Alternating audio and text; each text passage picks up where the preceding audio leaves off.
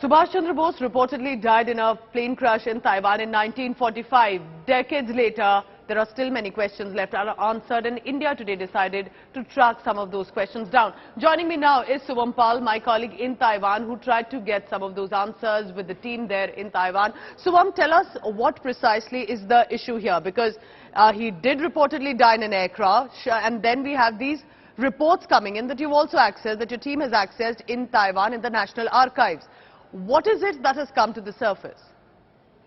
See, basically, Pooja, you have to look into the matter in such a way that there's not a single information, concrete evidence, Yes, which say Netaji died here. Like, there was neither a report of any document, any official document regarding a crash at the airport.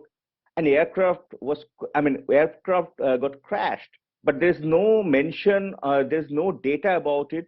Then you don't have any report of Netaji's, that aircraft crash in the newspapers, because I've checked all the newspaper archives, and those days Taiwan was under Japanese occupation, as we said in the report, and none of these leading Japanese daily, including Asahi Shimbun, which is Asia's, I think, largest circulated newspaper, or the second largest circulated newspaper, and it's more than 100-year-old newspaper.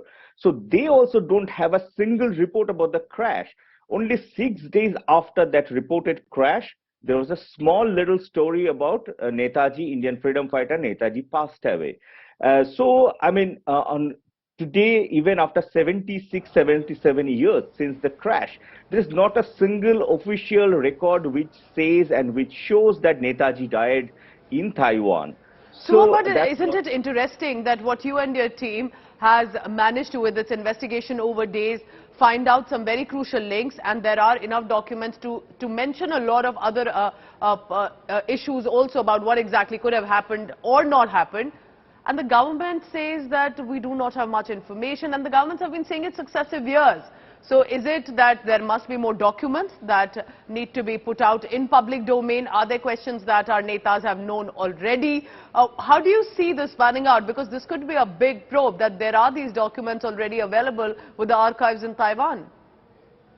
Yes, in our investigation, you can see the document which was the Taiwan government probe in 1956, and which was just like 9 years, 10 years after the crash.